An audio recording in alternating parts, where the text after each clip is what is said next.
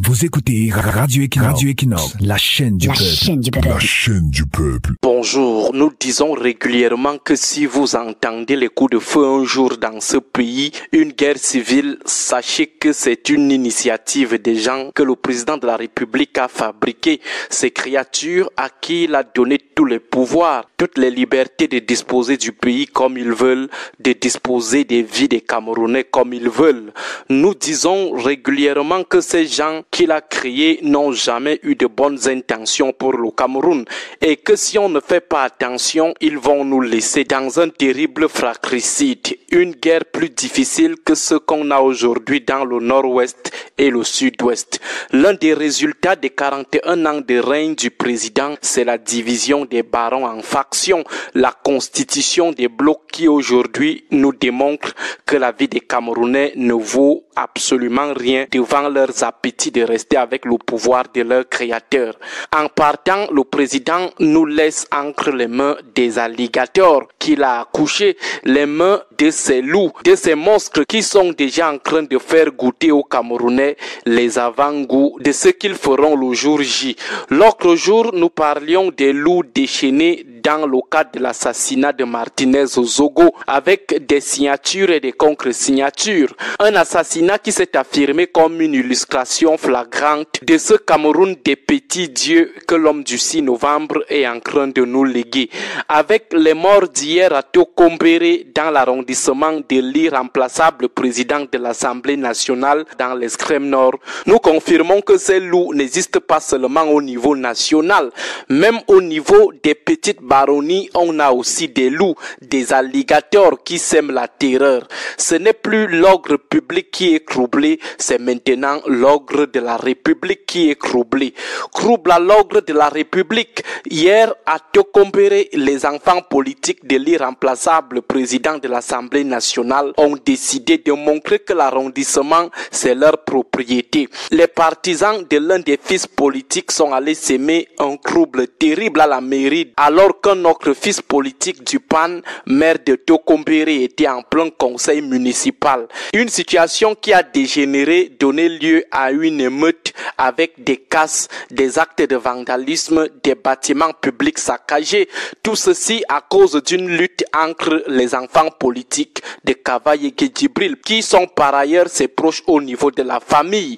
Des tensions entre le maire Bouka Tirkire et le directeur de cabinet qu'on avait enlevé au journal de 17h, mais maintenu grâce à une lettre de démenti, Bouka Abdourahim. Voilà une querelle entre deux héritiers politiques qui a provoqué tout un drame à Tokombéré hier. Les petites forces de gendarmerie locale ont été débordées. Selon notre source, on dénombre des morts et des dizaines de blessés. Voilà des jeunes gens qui ont perdu leur vie. Les familles aujourd'hui éplorées juste parce que le président de la République a donné des pouvoirs fous à l'irremplaçable président de l'Assemblée nationale qui à son tour a créé des petits empereurs, fabriqué des petits monstres à qui il a aussi donné des pouvoirs fous.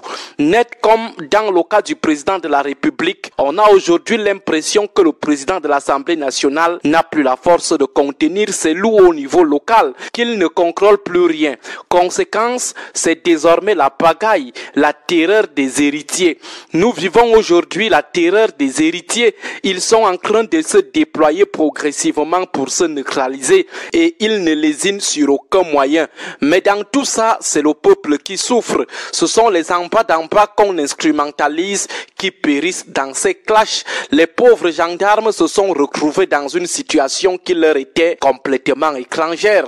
Ce sont les enfants des pauvres qui ont pris des coups de blessure hier à Tokombéré. Ce sont eux, les en bas qui ont été tués puis inhumés. Entre-temps, les loups, les alligators de Kavaye Djibril, au cœur de cette rixe, ont leurs enfants gardés en lieu sûr, en train de siroter la belle vie. Même chose au niveau national. Les alligators prennent le soin d'aller garder leurs enfants en Amérique ou en Europe pour rester foutre le feu ici au pays. Le feu qui va emporter uniquement les enfants des pauvres.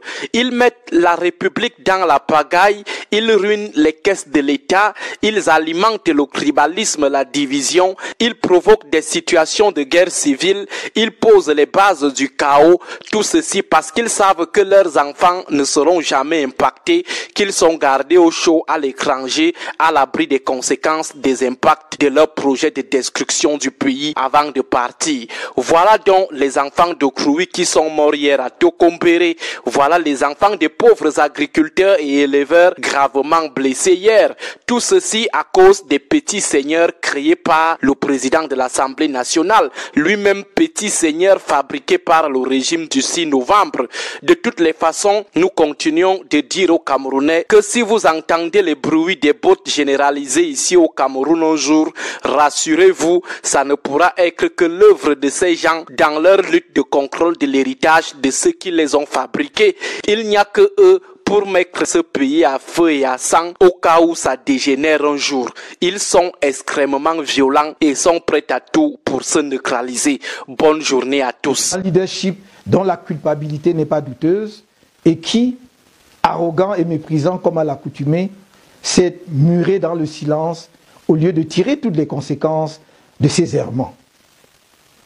Personne ne viendra libérer le Cameroun à notre place du joug de la dictature, du népotisme, du vol compulsif, de la rapine, des dépravations de toutes sortes. Regardez l'histoire des nations et vous verrez que c'est chaque peuple qui se libère par lui-même, que ce soit en Europe, en Amérique, en Asie ou en Afrique. Nous devons consentir collectivement des sacrifices importants pour libérer notre pays d'un régime mafieux, incompétent, corrompu et vénal.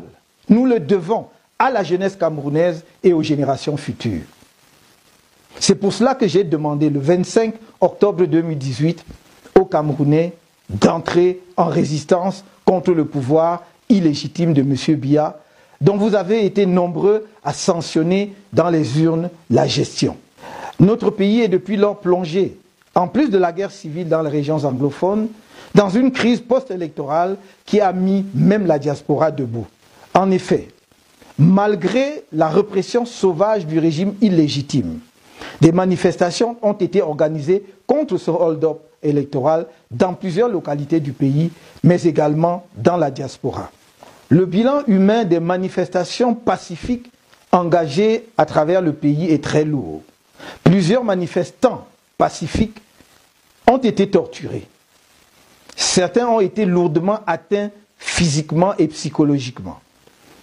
Ils ont subi des traitements dégradants de la part des forces de sécurité, dont certains éléments ont particulièrement brillé lors des répressions par leur haine tribale. Ces éléments zélés, gagnés par la peur de l'alternance politique, ont tort. L'alternance n'est ni contre quelqu'un, ni contre un groupe, un clan, une tribu, un parti politique ou une catégorie de fonctionnaires ou de citoyens. Elle vise le mieux-être collectif, à construire une conscience nationale, à rétablir la concorde au sein de nos populations et à les remettre au travail, dans l'intérêt de nos enfants et des générations à venir. C'est l'occasion pour moi de féliciter une fois de plus tous les Camerounais de l'intérieur et de la diaspora. Les membres de la coalition qui a soutenu ma candidature et mes camarades du MRC, qui se sont levés pacifiquement, mais fermement, pour dire non au hold-up. De souhaiter un prompt rétablissement à celles et ceux qui ont été blessés et ceux qui sont en convalescence. De rassurer ceux qui sont encore en attente de jugement et que nous ne les abandonnons jamais. Je voudrais relever ici le rôle historique et primordial de notre diaspora dans cette lutte de libération.